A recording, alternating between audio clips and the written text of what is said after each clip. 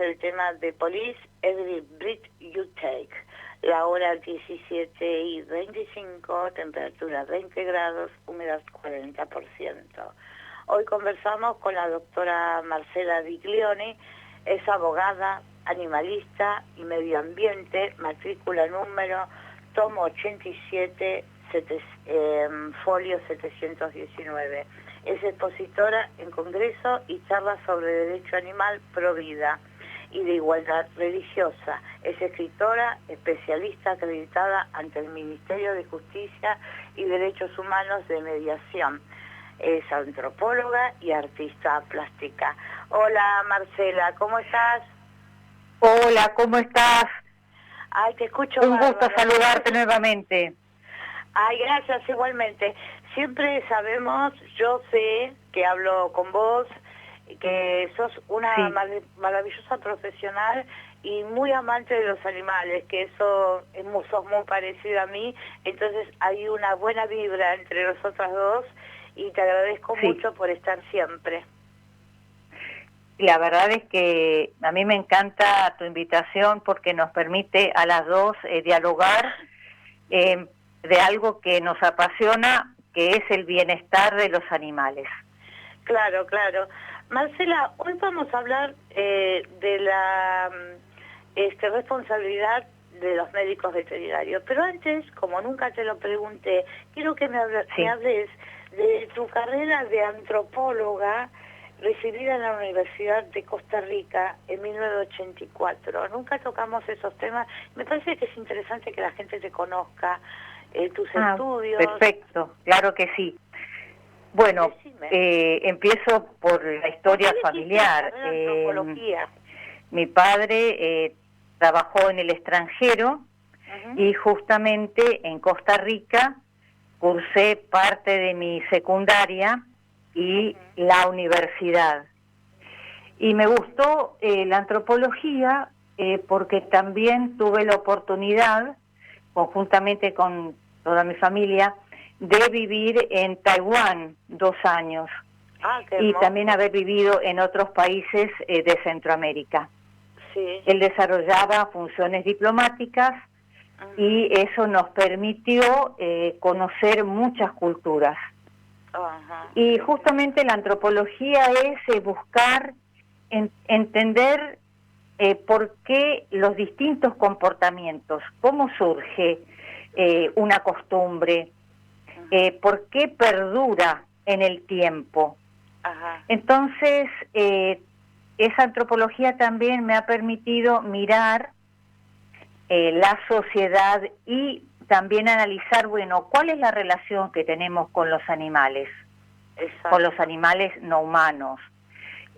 Actualmente la antropología se está comenzando a interesar en esta relación de la persona humana con el animal no humano y a buscar estas formas de convivencia. Y a partir de esto, bueno, yo como abogada animalista también tomo muchísimos conceptos y aportes de la antropología para analizar la cuestión de los animales, en esta naciente rama del derecho que es el derecho animal. Sí, ¿y cuál es la relación de la igualdad religiosa? La cuestión, claro, es un principio básico, básico, pero me refiero a que muchas veces no nos damos cuenta que las distintas confesiones religiosas no todas tienen la misma posibilidad de estar representadas. Y la igualdad es universal, es un principio universal, es un principio fundamental. Entonces, cuando hay igualdad en el trato, por ejemplo, en igualdad en las oportunidades, vos vas a poder mirar las distintas manifestaciones religiosas en su plenitud. Sin que una religión sea considerada mejor que la otra o más digna que otra en cuanto a su representación social. Entonces la búsqueda de esa igualdad es un poco el compromiso que asumí como profesional y como profesante de una religión, de una creencia en Dios. Exacto, exacto.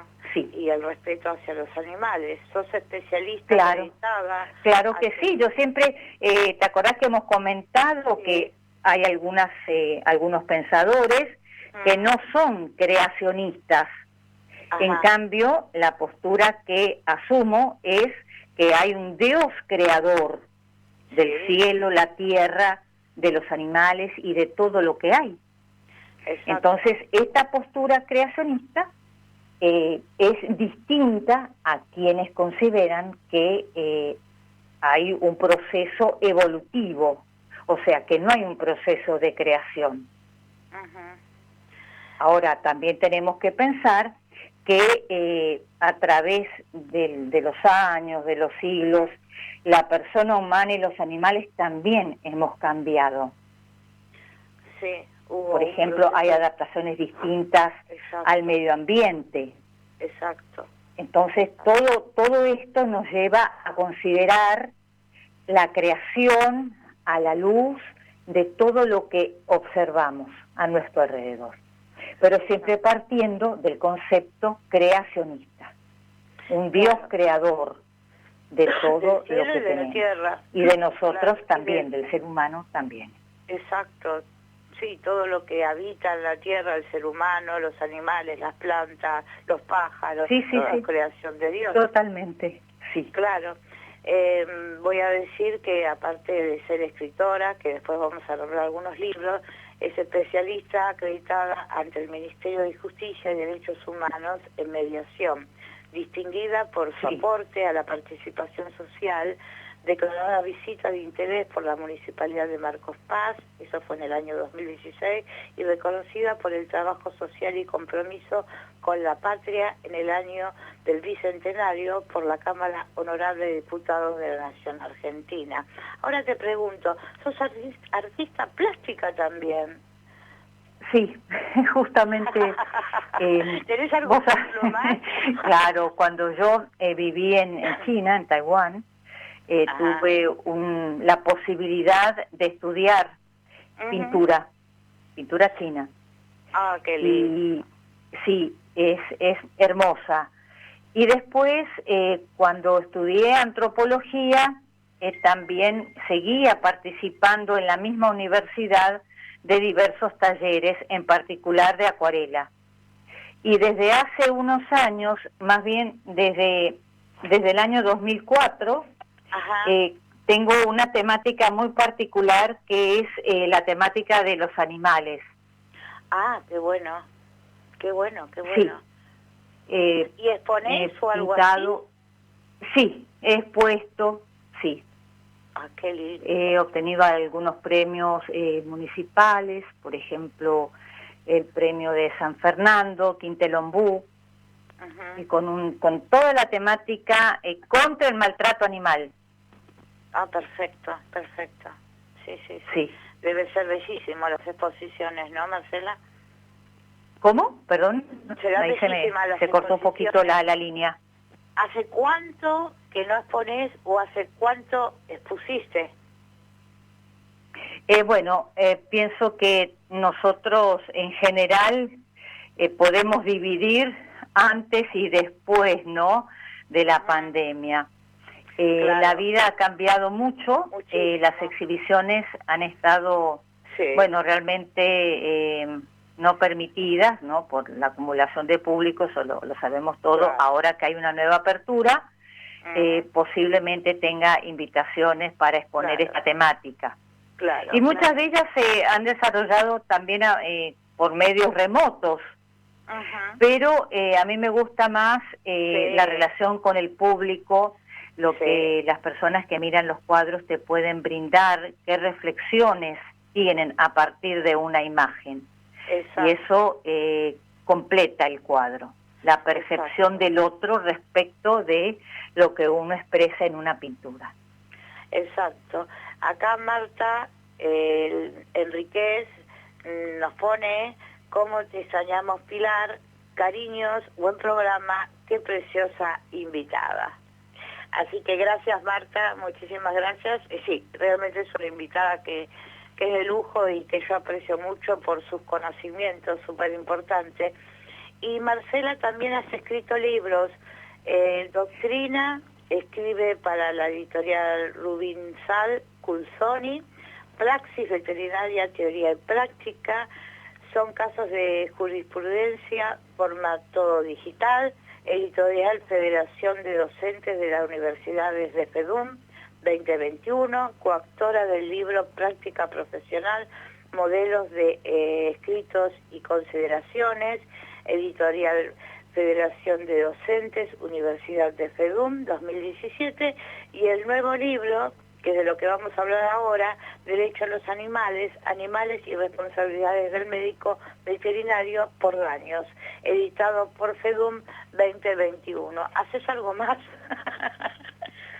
Sí, ese editorial FEDUM realmente es una editorial muy buena, que ha puesto a disposición de docentes universitarios todo el trabajo de poder llevar adelante esta creación, porque el libro, siempre digo, no es una creación individual, es una creación de conjunto, con el editor, con el corrector, de revisión de materiales, y es un trabajo bastante lento, pero al final es muy satisfactorio. Y yo quiero nuevamente resaltar que este libro fue prologado por el doctor Miguel Ángel Suro Caldani, un querido profesor mío de la Universidad de Buenos Aires, que tuvo la inmensa amabilidad de dedicar un prólogo extenso, muy bueno, didáctico, y del que quiero resaltar una parte. Y él nos dice que la presencia de los animales enrarece transversalmente las ramas tradicionales del derecho. Por ejemplo, en el derecho de las obligaciones, por la responsabilidad por los daños que se les causan, donde son relevantes los despliegues del daño moral, o sea, aquellos sentimientos que nacen a partir del daño provocado a un animal. También nos señala en lo que tiene que ver con el derecho administrativo, la importancia del derecho penal en cuanto a las sanciones protectorias en relación con ellos, el derecho internacional, el derecho de integración y también el derecho ambiental. Así es que en base a estas ideas vamos a referirnos a los daños, o sea, la praxis médico-veterinaria. Y acá hay que distinguir bien que no vamos a hablar solamente de una mala praxis. A mí me gustaría empezar señalando una buena praxis, o sea, ¿qué tenemos que esperar en la atención médico-veterinaria?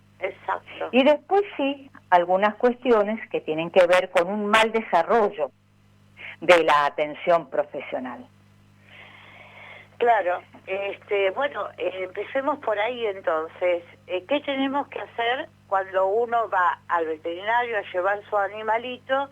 ¿Y en qué consiste lo que tenemos que observar para no detectar una mala praxis o para ayudar a que todo sea bien, que salga bien? ¿Y qué es lo que tenemos que enfocarnos primeramente? Perfecto. Bueno, acá, por ejemplo, yo voy a hablar de un caso de un perro mío. Era un caniche toy que a los 5 años de edad tuvo cataratas congénitas. La única forma de lograr un posible restablecimiento de su visión era por medio de una cirugía ocular. Ahora, cuando lo llevé al profesional, el médico fue muy concreto y me dijo que antes de iniciar cualquier tratamiento, que en este caso era la cirugía, tenía que haber una buena respuesta de la retina.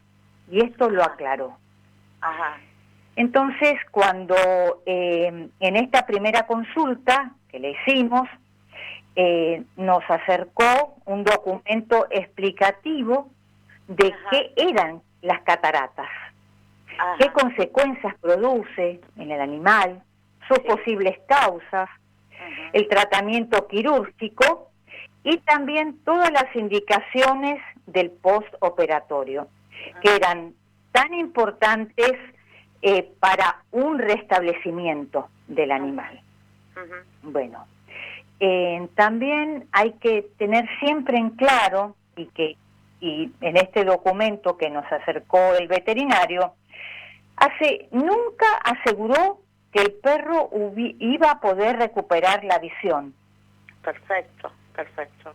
Claro, eso es muy importante. Claro. ¿Por qué? Porque el profesional nunca puede asegurar una curación, sino que tiene que poner todo su mejor oficio, todas las técnicas, la tecnología a su alcance para tratar de buscar recomponer la salud del animal enfermo, del paciente animal enfermo, como dice la jurisprudencia.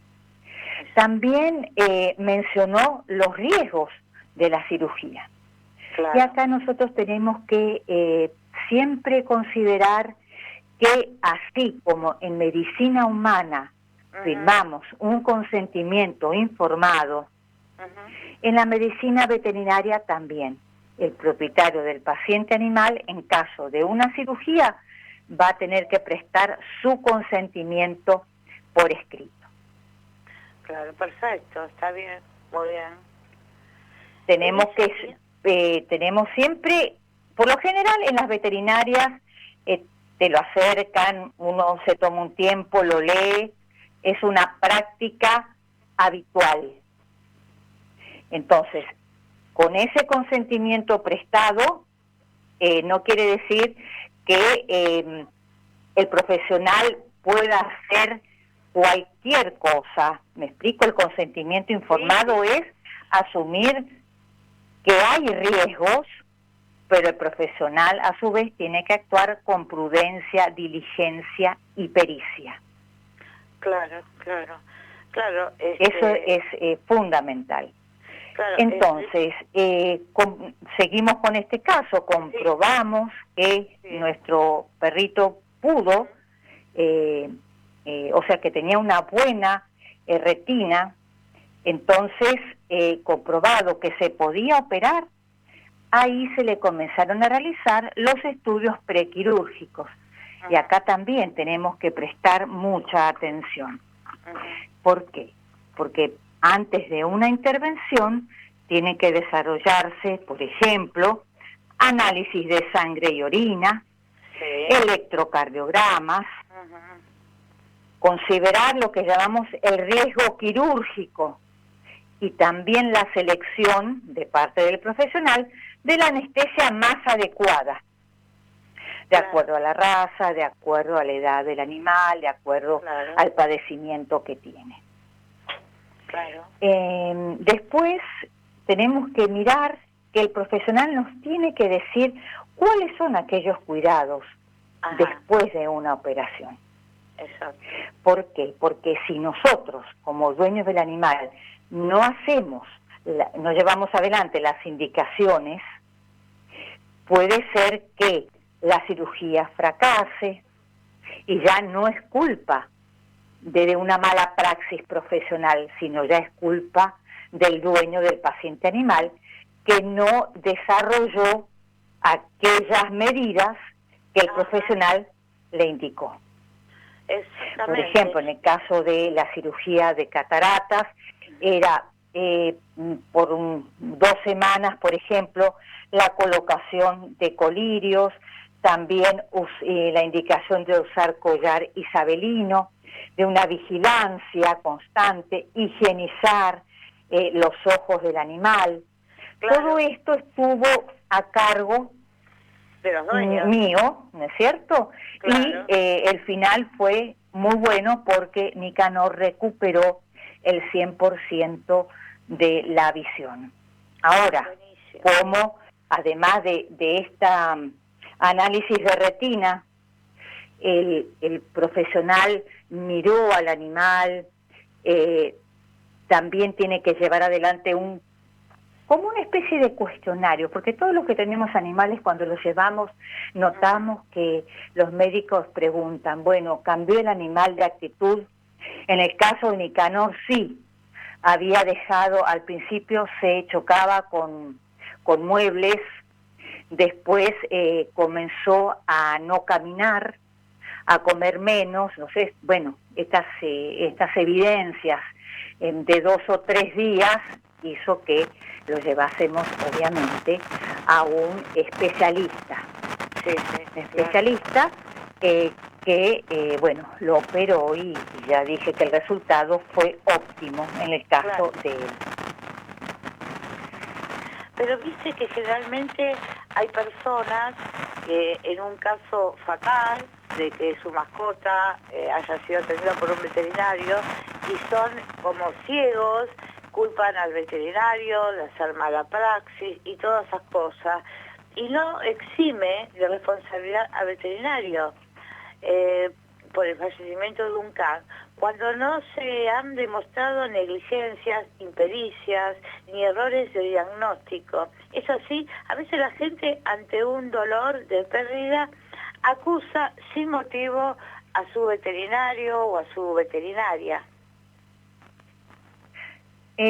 Yo pienso que, mira, es una pregunta muy buena y yo voy a comentarte lo siguiente.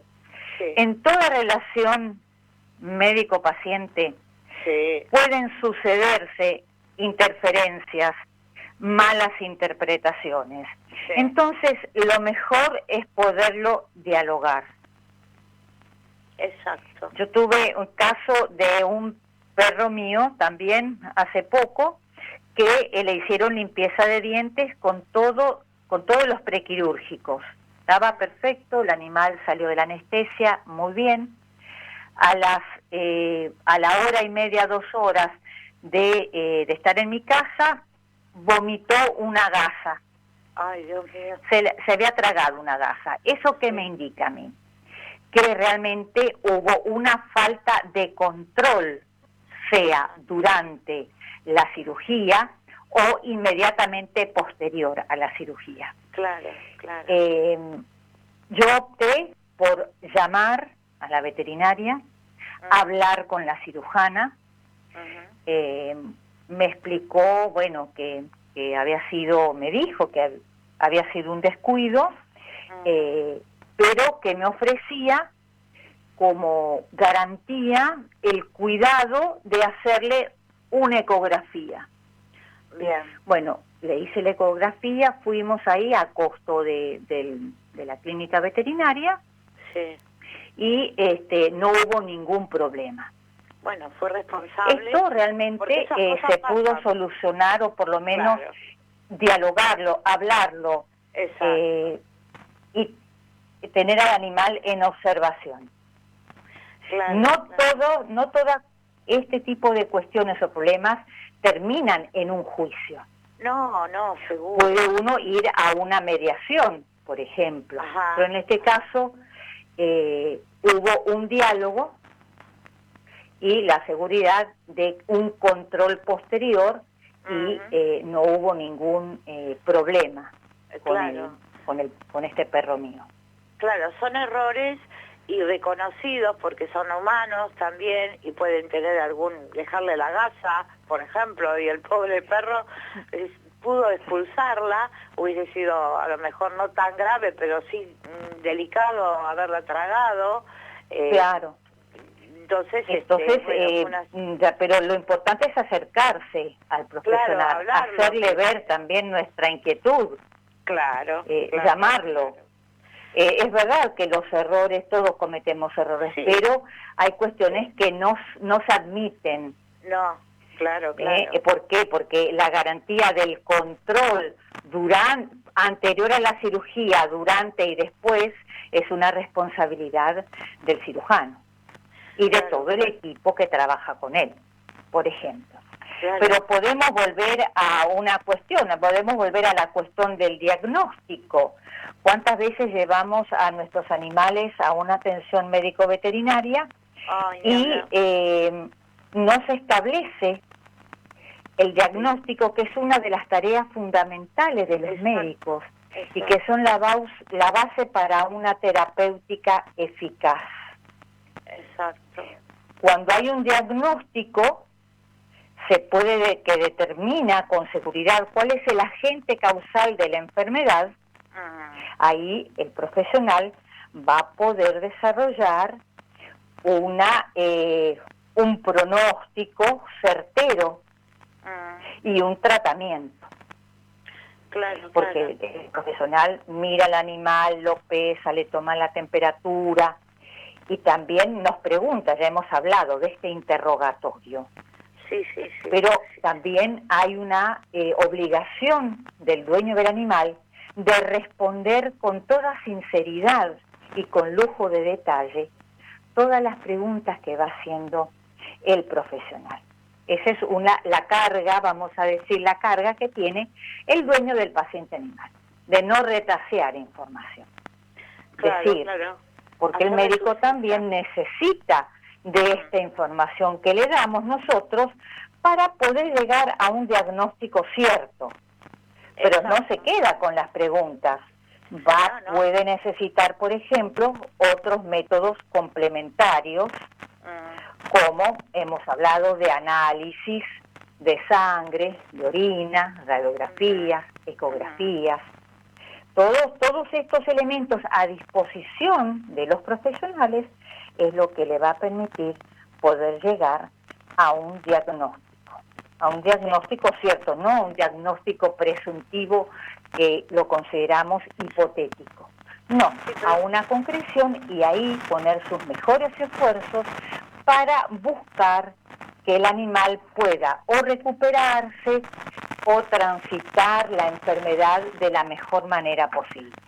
Claro, y generalmente fijarse uno a qué veterinaria de confianza va, que a lo mejor piensa que es la mejor, y hay mucha comercialización también, comercialización hasta, yo creo, en la venta de animales también, ¿viste? Hay mucho negocio, entonces uno tiene que tratar de informarse y llevarlo al mejor lugar y observar mucho cómo se manejan los veterinarios, como vos decís, con una ficha técnica, con revisación cardíaca, análisis. Vos sabés que hay un caso que lo que vos me comentás, porque vos no conocés el caso del que yo pensaba hacer alguna referencia.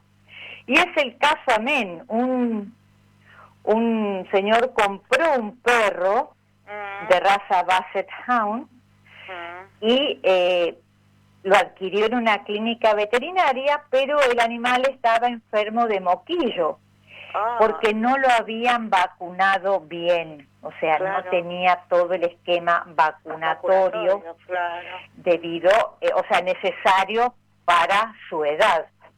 O sea, que fue vendido, dice el fallo, amén, inmaduro el animal, inmaduro inmunológicamente.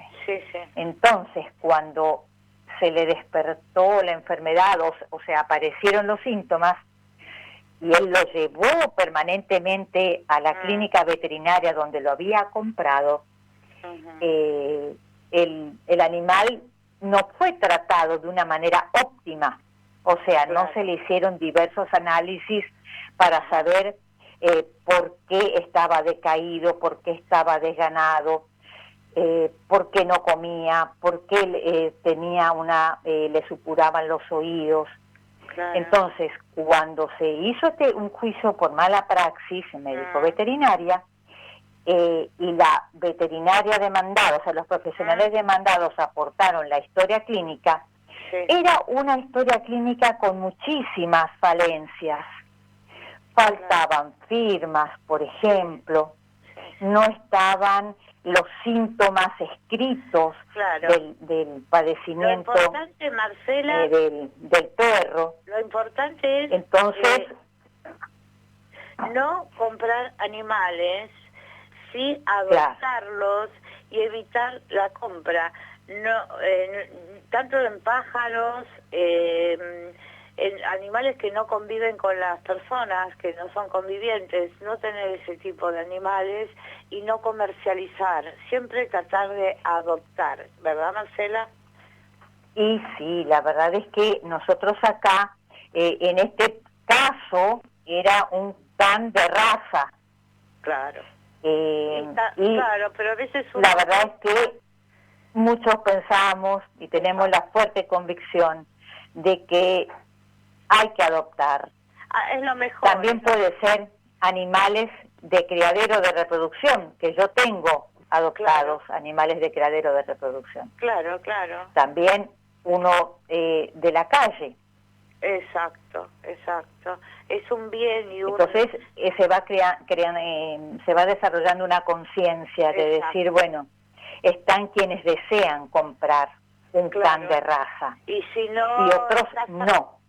Y si no estás apto para tener un animal por el trabajo, por la falta de tiempo, porque realmente no los podés cuidar, mejor no adoptar, ni comprar, ni mucho menos, ni nada, porque los tiempos que el animal necesita a veces no los tenemos. Entonces es mejor no tener animales porque sufren. Es una responsabilidad, porque así como nosotros que tenemos a nuestros animales domésticos y les brindamos una buena alimentación, Marcela, paseos, un bienestar, una buena atención profesional, y que miramos cuál es la atención que le brinda el médico veterinario, también tenemos que mirarnos un poquito a nosotros y decir, bueno, Marcela, estamos o podemos darle todo este bienestar que ellos merecen. Claro. Marcela, muchas gracias por estar en Naturalmente Hablando. Sos una genia total, la doctora Marcela Viglione, abogada, y es un placer tenerte en Naturalmente Hablando. Gracias. No, gracias a vos. Siempre para mí es un gusto estar en contacto.